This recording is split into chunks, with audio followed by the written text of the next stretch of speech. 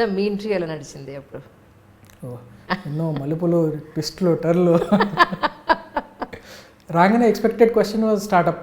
So you have a startup, so why civil services. అప్పుడు చెప్పా sort of plan B లాగా అనుకోండి. My initial first priority is always civil services. But దాంతోపాటు మా friend కూడా, one friend was in technician university at Hamburg, TU Delft, అంటే these are the IITs of Europe అనుకోండి.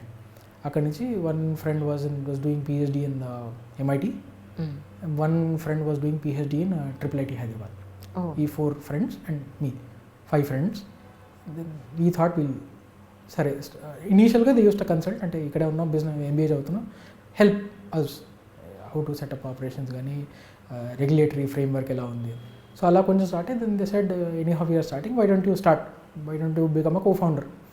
నీ పని నువ్వు చేసుకుంటూ ఉండు, ప్రిపరేషన్ చేసుకుంటూ ఉండు, ఇదే అవర్స్లో నువ్వు వర్క్ చేయాలని కంపల్షన్ ఏం లేదు. Obviously ultimately you're also part of it, so we're sure that will put in the effort అని.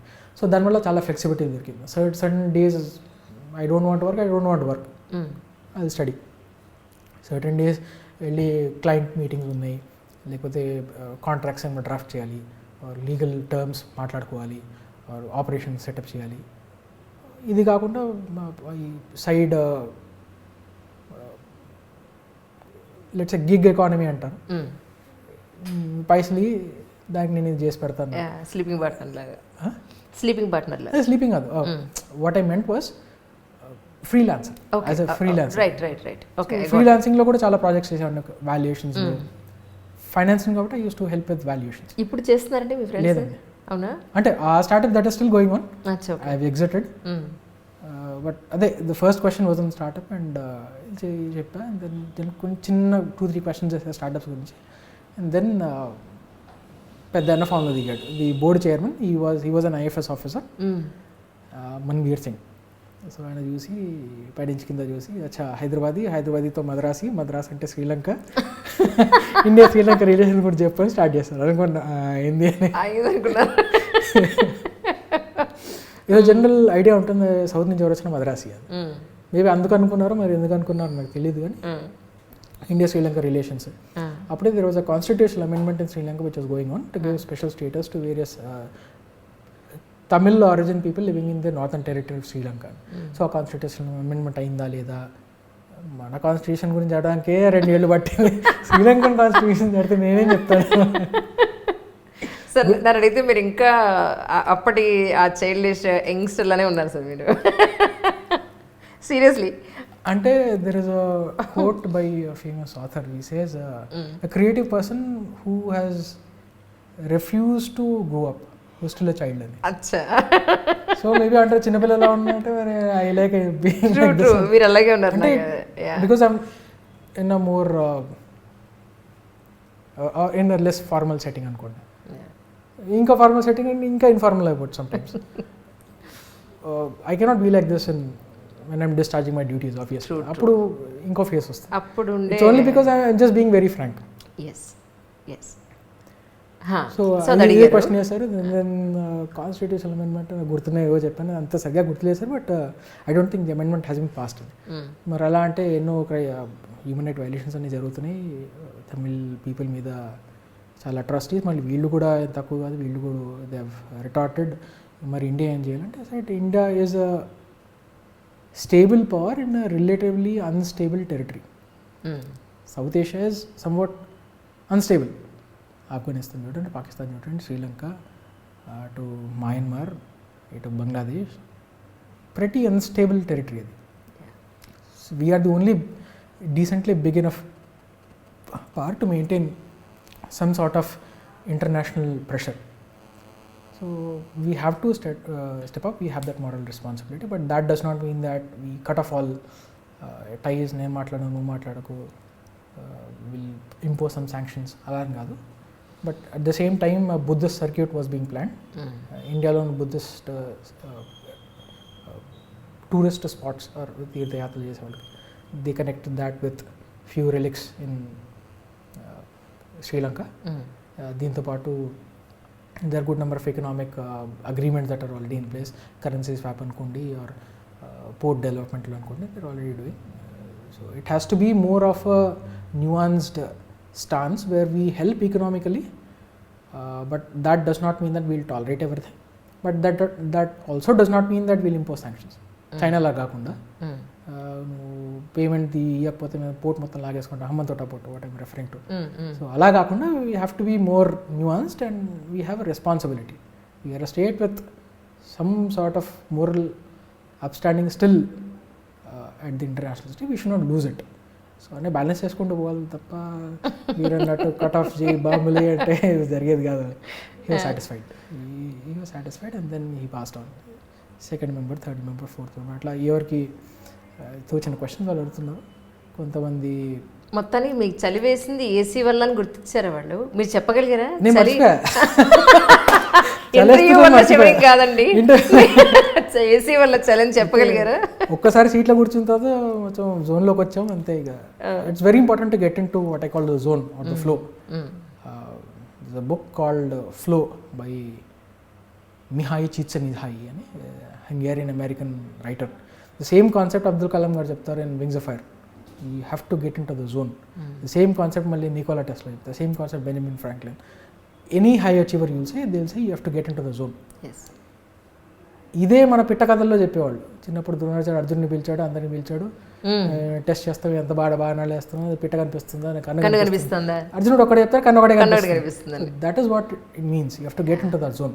So once you get in to that zone, మిగతా అన్ని సెకండరీ అయిపోతుంది. సో ఒక్కసారి ఇంటర్వ్యూలో సీట్లో కూర్చున్నాం, you started answering in the zone. చలి తెలియలేదు మీకు ఏసీ చలి అయితే? తెలియదు. తర్వాత మంచి మంచి క్వశ్చన్స్ అడిగేవాళ్ళు. They test the personality. ఒక మ్యామ్ ఉంది, చూసి you have done lot many things, మరి how do you justify that? Justify ఏమో నాకు నచ్చింది నేను చేశాను. మరి rolling stone does not catch any moss, you have no passions అంటే, it is not that I don't have passion. I have passion and passion is towards learning. It may not be to one particular subject or one particular niche. If you are thinking about a subject expert, if I am already a subject expert, I wouldn't be here. I'm still learning. అది కాకుండా మరి మీరు ఏ subject అనేది చెప్పండి, నాకు ఎక్కడో ఒక touch ఉంటే నేను ఏదో ఒకటి చెప్తాను. I'm a very good journalist and specializing in 1 or 2 subjects. ఇప్పుడు కూడా అంతే, I'm journalist but I specialize in taxation. Correct. ఇది కాకుండా మీరు ఆల్మోస్ట్ ఏ సబ్జెక్ట్ తీసి మాట్లాడినా దీనికి ఎగ్జాంపుల్ అని చెప్పగలవాడు. ఎగ్జాంపుల్ అని చెప్పకంటే, ఒకసారి మా ఫాదర్ కరీంనగర్లో పోస్ట్ అయ్యారు. అప్పుడేమో 45, 46, 47 దాకా టెంపరేచర్స్ ఉండేవి సమ్మర్లో. ఓకే. పిచ్చెక్కిపోయేది. సో పిల్లల్ని బయటికి పంపించలేం, అమ్మ కొత్తే ఉండేది. ఏం చేయాలంటే, సరే ఏదో ఒకటి యాక్టివిటీ చూపించాలి. యాక్టివిటీ కుట్టడం నేర్పించేది నాకు. నేను అబ్బాయి నేను కుట్టాను అని నేను అనలేదు అప్పుడు. సరే కుట్టడం సరే నేర్చుకుంటామని నేర్చుకున్నాను. సో దానివల్ల ఎక్కడ బెనిఫిట్ అయిందంటే, we were doing something called as a hovercraft. So mechanical, though my engineering was in mechatronics, mechanical and electronics. So కొంచెం automation, robotics touch ఉండేది. అందుకే that is why I wanted to become an aerospace engineer working in NASA. Because automation was ఇక్కడ కాకపోతే మన సైంటిస్ట్గా చూసేవాళ్ళం definitely. Maybe. So అప్పుడు we were preparing for all India competition in hovercrafts తయారు చేసి so race at in IIT Bombay ముంబైలో. So అప్పుడు we had to prepare one హోవర్క్రాఫ్ట్కి కింద స్కర్ట్ అని ఒకటి ఉంటుంది. ఎప్పుడు చూస్తే హోవర్క్రాఫ్ట్కి ఎయిర్ డిశ్చార్జ్ ఏదైతే చేస్తాం, సెంట్రల్ డిశ్చార్జ్ చేయడానికి ఒక మషిన్ ఉంటుంది. It could be a fan, it could be a blower. Discharge చేసిన తర్వాత ఇది క్యారీ చేయడానికి బయట ఒక స్కర్ట్ ఉంటుంది ఇట్లా. ఓకే. ఆ స్కర్ట్ మీద హోవర్ అయితే ల్యాండ్ మీద ఇట్ విల్ ఫ్లో.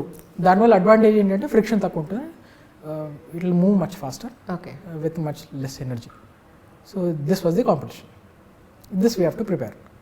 మరి అన్నీ బాగానే ఉన్నాయి, నేను ఇది చేస్తాను, నేను కార్పెంటరీ వర్క్ చేస్తాను, నేను ఎలక్ట్రికల్ వర్క్ చేస్తాను, అంత బాగా. మరి స్కర్ట్ ఎవడు కుట్టాలంటే నేను కుట్టా, స్టిచ్చింగ్ వచ్చి కాబట్టి. అది కూడా ఎప్పుడు రేపు అనగా అంటే ఇవాళ రాత్రి రేపు పొద్దున్న కాంపిటీషన్ స్కర్ట్ పాడేది.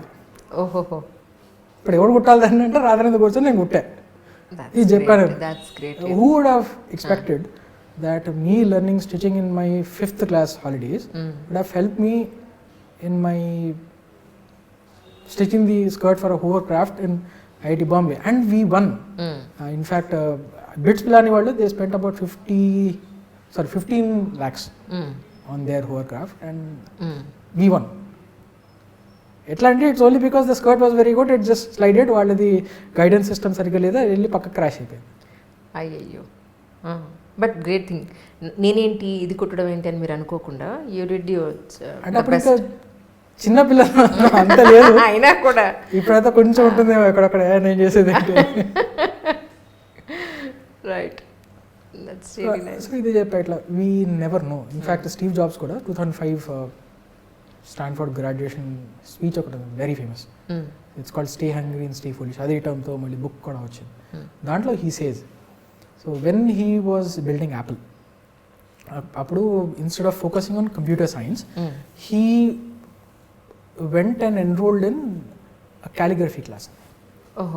అడిగా అంటే క్యాలిగ్రఫీ క్లాస్ ఎందుకు, how would learning beautiful strokes on a paper help you build a computer? So he said I don't know, just want to learn this. తర్వాత కొన్ని ఏళ్ళకి when Microsoft came with their own PC, ఇనీషియల్గా మీరు చూసుంటే ఆ font అన్నీ చాలా స్టడ్జీగా బోల్డ్ లెటర్స్తో చాలా ఏమంటారు నాట్ వెరీ అపీలింగ్గా ఉండేది. అది మీరు మ్యాక్కి చూడండి, బ్యూటిఫుల్ ఫాంట్స్. అది ఎందుకు అంటే it's only because Steve jobs learned calligraphy. Right. So he told that we have gained this competitive edge by giving beautiful fonts to the world only because I've learned calligraphy then. నేను calligraphy నేర్చుకోకపోతే మేము కూడా ఇట్లనే చేసేవాళ్ళం. So at that point of time it was not possible for anybody to tell that learning calligraphy would result in this. Similarly, nobody would tell me in my 5th class that stitching, learning to stitch would help me build some skirt at a later point of time. So ఏంటంటే we can only connect the dots backwards, it is never forwards. ఈ పని చేస్తే ఇది, ఈ పని చేస్తే ఈ పని చేస్తే ఇది, ఎన్నో ప్లాన్ చేసుకుని ఉంటుంది చిన్నప్పుడు, అయిందా అది అవ్వదు. So best thing what we can do at this point of time అంటే you pick one field and give it your best, it will help. ఇప్పటికిప్పుడు అది హెల్ప్ కాకపోవచ్చు, but at some point of time it will give its fruits. I think this is how I lived అనుకుంటా. హైదరాబాద్ కన్నా ముందు మీరు ముంబైలో చేసినట్టు? ఢిల్లీ అండి. ఢిల్లీలో చేసినట్టు. Delhi. It's a place called GST council. Okay. So all the finance ministers, union finance minister and all the finance ministers of states or any either, some times deputy CMs వచ్చేవాళ్ళు. ఢిల్లీ కేసులో డిప్యూటీ సీఎం, పుడుచేర్లి కేసులో CM, ఇప్పుడు కర్ణాటక కేసులో he became CM later on. So అట్లా all ministers were part of it. It was a constitutional body. It's a serious post.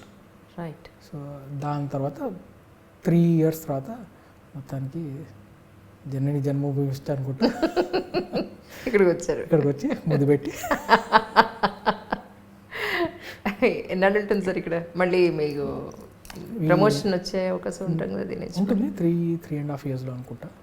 But we never know, ultimately you're at the disposal of our bosses, the government. So post ఏంటంటే we go back, ఎక్కడ చేస్తే అక్కడికి వెళ్ళాలి ఒక రకంగా. అంటే training 2 years తీసేస్తే almost ఒక 5 years అయిందండి మీరు జాయినింగ్ మీ జాబ్లో కదా? ఇంకా తక్కువ actually, total is around 5.5 years training 2 చేస్తే. అక్కడ 3, ఇక్కడ 4 years plus of put in the field.